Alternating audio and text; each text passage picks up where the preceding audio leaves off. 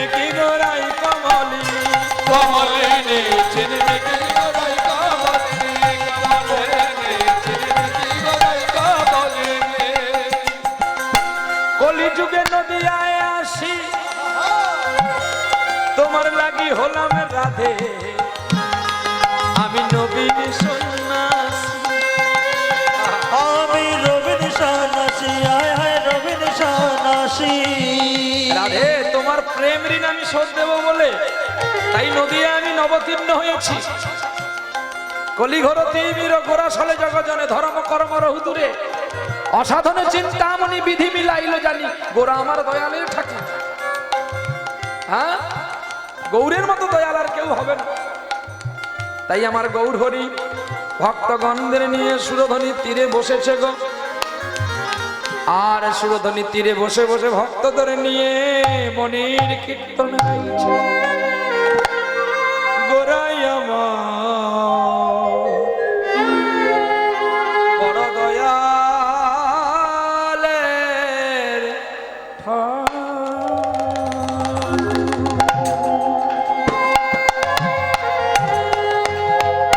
আমার গো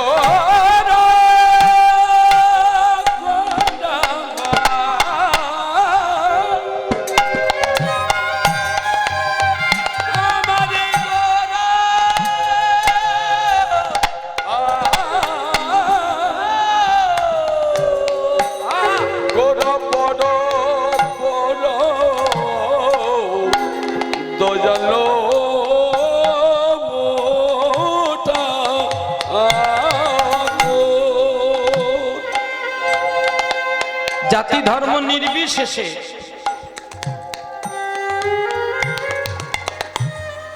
জাতি ধর্ম বর্ণ নির্বিশেষে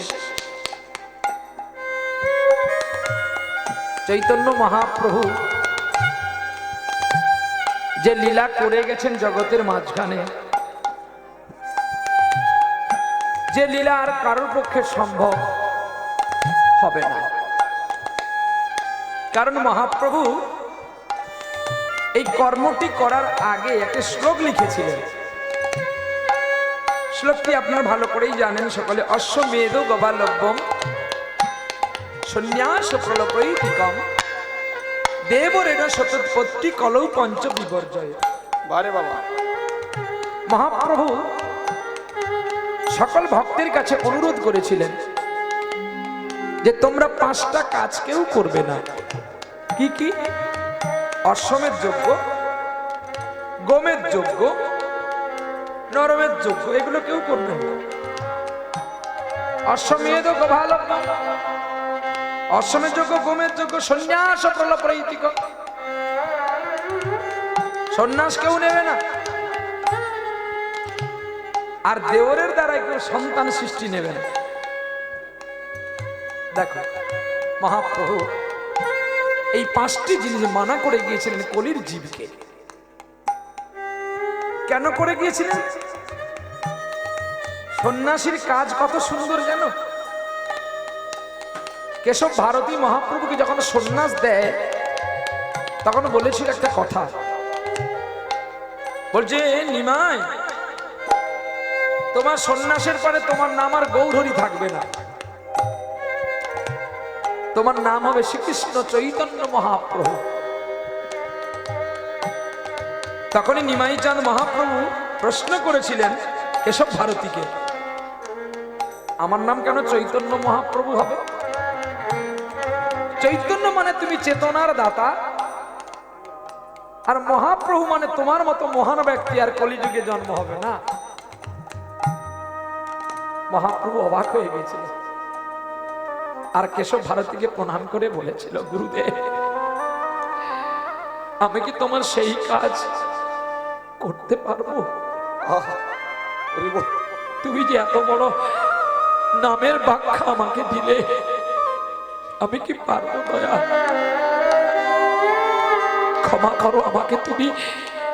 যদি না পারি, শোনো নিমাই, সন্ন্যাসীর কতগুলো লেখা আছে, গুণাবলী আছে, আমি তোমার কাছ থেকে শিখেছি নিমাই। বলছি শোনো, বলো দয়াল, বলো আমি কি করলে তুমি খুশি হবে? সন্ন্যাসীকে 3 বার স্নান করতে হবে, সূর্যদেব থাকতে থাকতে 1 বার সেবা নিতে হবে, এক বৃক্ষ তলায় 1 দণ্ডের বেশি 2 দণ্ড থাকা চলবে না। আমিও তখন জানতাম না বলে বলে দিতাম 1 রজনী। তারপর নিজে চোখে দেখলাম 1 দণ্ড। আহা, মহাপ্রভুকে বললেন 1 গোছা বাড়ির চাল খাওয়া চলবে না, প্রতিদিন 12 বাড়ি নয় 5 বাড়ির চালের অন্ন যা তুমি পাবে তাই রন্ধন করে তোমাকে পেতে হবে। তবে শোনো নিমাই, দেহের চিন্তা করলে কখনো কৃষ্ণ পাওয়া যাবে না। তবু মহাপ্রভুকে দণ্ডটি দিত না, রেখে দিয়েছিলেন কেশব ভারতী। গুরুদেবের পায়ে পড়েছিলেন গো, গুরুদেব তুমি যদি দণ্ডটা আমাকে না দাও, আমার দেহে যে 6টা অসুর আর 10টা পশু আছে, আমি তাদের কি করে মেরে মেরে নিয়ে যাব? আমি তো প্রাণদণ্ড দিতে পারবো না, আমি কেবলমাত্র তাদের একটু শাসন করে করে নিয়ে যাব। গৌরহরি, তুমি এই কৃপাটা আমাকে একটু দাও। বাহ, গৌরহরিকে শেষ পর্যন্ত কেশব ভারতী দণ্ডটা দিয়েছিলেন। তাই গৌরহরির আরেক নাম হয়েছিল চৈতন্য মহাপ্রভু। চৈতন্য মহাপ্রভুর চেতনার কথা বলে গেছে কত সুন্দর সুন্দর। আজকে আমরা চৈতন্য মহাপ্রভু শিবাস অঙ্গনে বসে বসে হরি কথা সম্মিলিত হচ্ছে, আর মহাপ্রভু আজকে পাঠ করছেন, আর সকল ভক্তবৃন্দ বসে বসে শ্রবণ করছে। চলো আজকে আমরা শ্রবণ করি যে আমরা এই কলি যুগে এই সংসার থেকে কি করে মুক্তি পাব। আমরা তো সকলে কাজকর্ম করে বেড়াচ্ছি, কেউ চাকরি করছি, কেউ ব্যবসা করছি, তাই তো নাকি? তাহলে মায়া থেকে, এই সংসার থেকে কি করে আমরা মুক্তি পাব, সেই লীলায় আমরা চলি। বিষয়টির নাম হচ্ছে মায়াবদ্ধ জীবের গতি। শুনেছেন এখানে হয়েছে কি? তাহলে আজকে কি হোক, হয়তো আপনারা ক্যাসেটে শুনেছেন বা অন্যত্র কোথাও শুনেছেন, শোনা হয়নি, ক্যাসেটেও শোনেননি। কিন্তু এই লীলা হলে কিন্তু কমিটিকে সজীব থাকতে হবে, কারণ কেউ আমার প্রতি টর্চার করতে আসতে পারে, মানে তারা করবে যারা বাপ মাকে খেতে দেয়নি। এই বইটাই কিন্তু এইগুলো আছে, তা আমি আগে থেকে স্বীকারোক্ত হলাম। কারণ যে চোর হয় তার গলা বড় হয়, যে চুরি করে না তার গলা কখনো বড়। আরে বলো না একটা কথা, হয় পান খাইয়া খাইয়া কেমন দাঁত করেছে দেখো, কোথায় ধাক্কা লাগছে হাতে, বাবাজিরে পয়সা দাও নাই তা হাতে লাগবে না, তোর কি হবে? বাবাজিতে বেশি বেশি পয়সা দেবা, কোথায় পাবো? টাকার উপরে শুইয়া থাকে, বলে কি কোথায় পাবো? তোমার মাইয়ার বাড়ি গান করতে গেছিলাম না, হ্যাঁ? আরে বাহ, মা আমি এক জায়গায় বসছে রে বাবা, বাহ, হ্যাঁ হ্যাঁ হ্যাঁ, তোমার বাড়ি গিয়েছিলাম না মা, সেই তোমার সেই পাকা কোঠা বাড়িতে আমাকে থাকতে দিয়েছিলে। আরে তোর মনটাই তো পাকা রে মা, ওই ইট পাথরে বাড়ি পাকা নয়। হ্যাঁ, যাবে আমার বাড়িতে যখন এরা যায়, এরা সবাই আমার পালঙ্কেতে ঘুমায়, আমি কোথায় ঘুমাই এদেরকে জিজ্ঞাসা করো। আমি কোনোদিন না, কোনোদিন না। কি হবে, আজকে পালঙ্কে ঘুমালাম, বুড়ো হয়ে গেলে তো আমাকে মাটিতেই অভ্যাস করতে হবে। তার চেয়ে ছোটবেলা থেকেই যখন মাটিতেই জন্ম হয়েছে, ওটাই কেটে যায়। এরই নাম হচ্ছে প্রেম, আর এরই নাম হচ্ছে ভালোবাসা।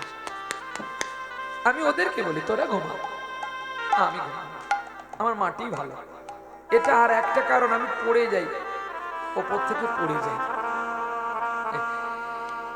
কে বলেছিল বলো তো কথাটা, ওপর থেকে পড়ে যাই বলে? হ্যাঁ, ভাগবতে আছে, দেখে নিবেন, ভাগবতেই আছে এই কথাটা। যখন কৃষ্ণ সুদামাকে কোলে করে নিয়ে পালঙ্কে শোয়াতে দিয়েছিল, কৃষ্ণ যখন তার চরণ সেবা করেছিল, বলছে বন্ধু আর তুমি আমাকে অপরাধী করো না, তুমি একটু যাও, বিশ্রাম করবে যাও। যখন কৃষ্ণ চলে গেলেন, সুদামা চিন্তা করলো আমি তো দিন ভিখারি, আমি না আমার বন্ধুকে বলেছিলাম, সখাকে বলেছিলাম আমি কোনোদিন তোমার কাছে কিছু চাইবো না, তবে আমি কেন এই রাধ ঐশ্বর্যের সিংহাসনে থাকবো? না না, তার চেয়ে আমার মাটি ভালো। আহা, গা থেকে চাদর বের করে দিয়ে সুদামা শুয়ে পড়েছে। ছলনাময় কৃষ্ণ আস্তে আস্তে করে চলছে।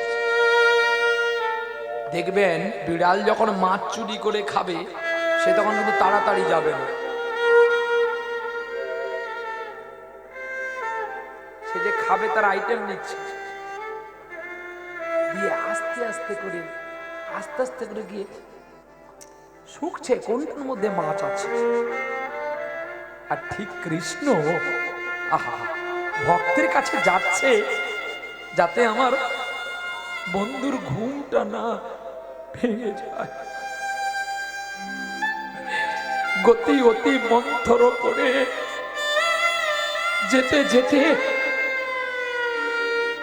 তার চরণ সেবা করছে আর বলছে সখা তুমি আমার জন্য কিচ্ছু আনোনি। ঘুমটি ভেঙে গেছে গো বন্ধু, তুমি আমার জন্য কিছু আনোনি? সখা কানাই, আমি তোর জন্য কি আনবো রে? তোমার ওই পুটলিতে কি কিচ্ছু নেই, বলতে নেই এই কথা। যার জন্য আনো তাকে যদি না দাও, সেই পূর্বের মতো যে আবার বন্ধু বিচ্ছেদ হয়ে যাবে গো। দাও দাও, কি এনেছো আমাকে দাও। আহা, যখন সখা কৃষ্ণ কেঁদে উঠলেন, তখন সুদামা বলছে এত বড় রাজপ্রাসাদের মধ্যে আমার এই চিলের গুঁড়ো কি আর তোকে দেওয়া? সাজের কানাই, তুই যে রাজা। কৃষ্ণ বলছে বন্ধু, রাজাটা তুই আমাকে করিয়েছিস, পাপের প্রায়শ্চিত্ত করার জন্য নিজে ভিখারি সেজে আমাকে দিলি রাজভূমি, আর তুই নিজে নিলি ভিখারির বেশ। জোর করে গোবিন্দ যে চিড়ের গুঁড়ো খেয়েছিল গো, তাই বলি মারে চিড়ের গুঁড়োটা হতে পারে। আমরা যে বাড়িতে নারকেল দিয়ে গুড় দিয়ে আদা দিয়ে নাড়ু বানিয়ে দিই না, তার চেয়ে অমৃত স্বাদ বোধহয় চিপুটি কোনাটাই ছিল। তা নাহলে কৃষ্ণ কেন বা জোর করে খাবে বলো? অনেকের অনেক বড় বাড়ি আছে রে মা। এই তো কদিন আগে গান করলাম তোদের এইখানে, হ্যাঁ, একাদশীর দিনে বলো তো কত বড় বাড়ি, হ্যাঁ, কিন্তু আমাদের প্রতি যে ব্যবহার করেছে আমরা তো খুব মুগ্ধ হয়েছি। তবু ভগবানের কাছে বলি, ভগবান তুমি ওর অমঙ্গল না করে ওর মঙ্গল করো, ও যেন আরো বৈষ্ণব আনতে পারে, আরো যেন নামযজ্ঞ করতে পারে। বৈষ্ণব কখনো কাউকে খারাপ ব্যবহার করে না। বৈষ্ণবের প্রতি যদি কেউ খারাপ ব্যবহার করে, বৈষ্ণব তার মঙ্গল চেয়ে যায়, তার অমঙ্গল চায় না। নিতাই গৌর হরিবল হরিবল।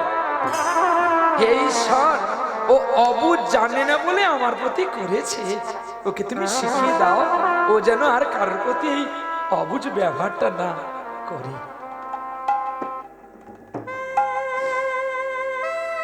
চলো। তাই মারে, হৃদয়টাকে পাকা করতে হয়। হৃদয় পাকা হলে যে সবকিছু হয়। আবার একদিন তোর বাড়ি যাব, দেখবি ঘুরতে ঘুরতে কখন বাঁ করে চলে যাব। তোমার মাকে ডাকবি না কিন্তু, শুধু পান খাওয়ায় ব্যস্ত থাকবে। কে পান খায়? আমি খাই না। ও বাবা, দেখেছো কত বড় কথা। ভগবান মঙ্গল করুক তোমাদের। আমি এমনি বললাম গো, মাইন্ড করো না। খায় তো, আমাদেরও তো বাবুটা খায়। কর্ম করতে গেলে, দুটো পয়সা রোজগার করতে গেলে কোনো না কোনো মানুষকে একটা নেশা রাখতে হয়। আমারও যে একটা নেশা আছে, যেটা বোধহয় তোমরা জানো না।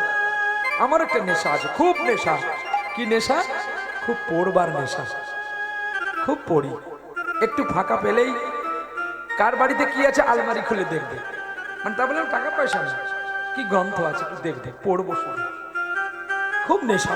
আর যত বয়স হয়ে যাচ্ছে তত পড়ার নেশা বাড়ছে। যেন কালকে রাত্রি 10টার সময় আমার একটা গান হারা হয়ে যেতে আমি কতক্ষণ মনে হয়ে বসে বসে কেঁদেছিলাম।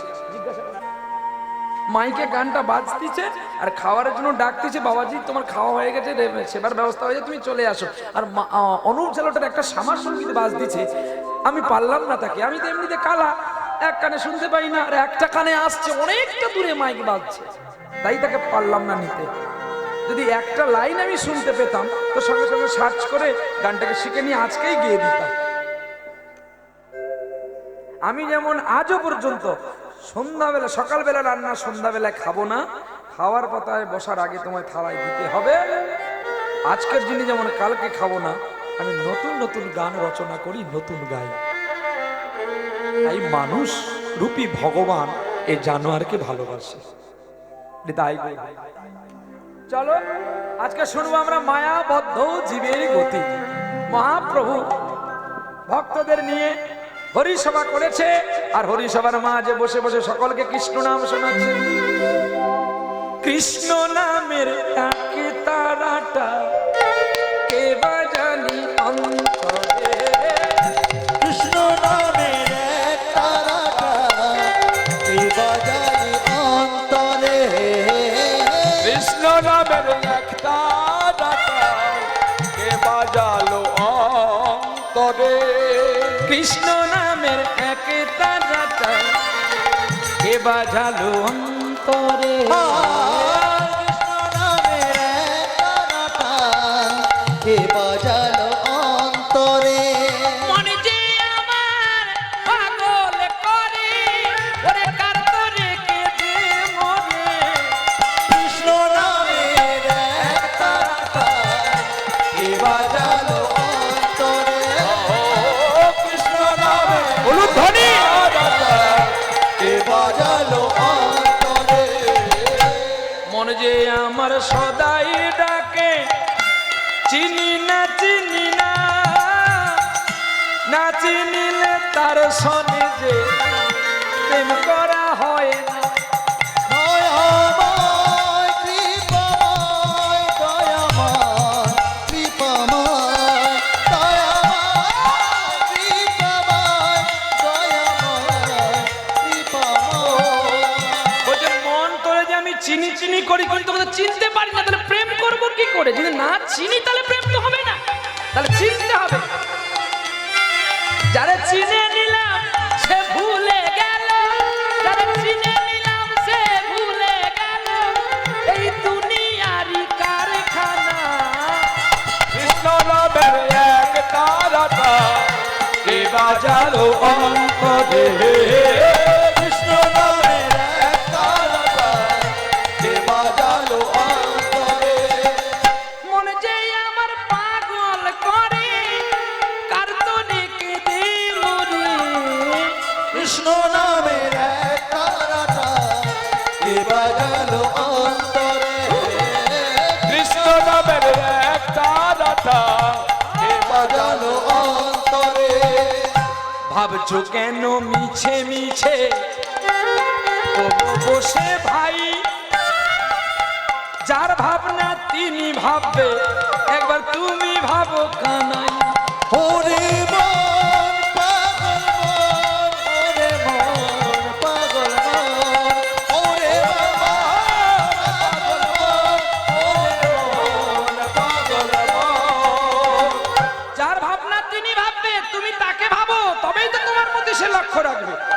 নাকি সারা জীবন তো রান্না করলাম আর খেলাম, কবার ভগবানকে দিলাম? তাহলে ঈশ্বরের প্রতি যদি আমাদের মতি না থাকে, ভক্তি না থাকে, আমাদেরই কষ্ট পেতে হয়। আমি প্রেম করব, ব্যক্তিটাকে চিনলাম না, প্রেম আমার হবে তো? কি হবে? আমি যারা কারোর সঙ্গে কথা বলবো, কেউ যদি না থাকে কথা বলতে ভালো লাগবে? ঠিক তেমনি প্রেম করতে গেলে যেমন প্রেমিকার প্রয়োজন, তেমনি কথা বলতে গেলে মানুষের প্রয়োজন, আর হরিনাম গাইতে গেলে শ্রোতা নয় ভক্তের প্রয়োজন। কারণ ভক্ত ছাড়া যে হরিনাম হয় না। ভক্তকে কখনো শ্রোতা বলতে নেই, শ্রোতা সেখানে যায়, যাত্রা অর্কেস্ট্রার থিয়েটারে শ্রোতা যায়, আর ভক্ত আসে হরিসভার মাঝখানে। সেটা তোমার মনের মানুষ হতে পারে, কিংবা কোনো ভক্ত হতে পারে, বা তোমার চেয়ে নিচু হতে পারে বা উঁচু হতে পারে। তোমার চেয়ে বয়সে যদি কেউ ছোট হয়, তবু তোমাকে সেখানে তাকে প্রণাম করতে হবে, কারণ তুমি সুখদেব আর তারা গর্গ। তোমার চেয়ে গর্গের জ্ঞান বেশি। ওগো বেদব্যাস পুত্র সুলভ সুখদেব, তুমি যাকে গর্গ বলে আসনে বসিয়েছ, ওই গর্গ যে তোমার দাদু। আহা যদি বল হে কৃষ্ণ দৈপায়ন শ্রীকৃষ্ণ বেদব্যাস, ওই গর্গ যে তোমার গুরুদেব, আর গুরু মানে বাবা। আজকে যে আপনারা বসে আছেন, আপনারা নিজেই জানেন না আপনারা কোন বাগানের দধি। জানেন, এই দক্ষিণ 24 পরগনাতে একটা সাধুর জন্ম হয়েছিল, যার নাম নিগমানন্দ। আরে জন্মের দিনে যার মাকে হারিয়েছিলেন, নবম বৎসর বয়সে যিনি বাবাকেও হারিয়েছিলেন। আরো শুনবে, পাড়ার ছেলেরা জোর করে 24 বছর বয়সে যিনি সকল বিদ্যাকে অধ্যয়ন করে নিয়েছিলেন। নিগম মানে বেদ, নন্দ মানে পুত্র বা ছেলে। যিনি বেদের পুত্র তাকেই বলা হয় নিগমানন্দ। ছেলেরা জোর করে বিয়ে করিয়ে দিল, আর বিয়ের বাসর ঘরে গেছে, স্ত্রীকে বলছে, কেন তুমি পাগলটাকে বিয়ে করলে গো? স্ত্রী বলছে, আর কোনোদিন সময় পাবো কিনা জানি না, আমি একটু তোমাকে প্রণাম করি। স্ত্রী প্রণাম করতে গিয়ে নিগমানন্দের চরণে মাথা রেখে স্ত্রী মারা গেল।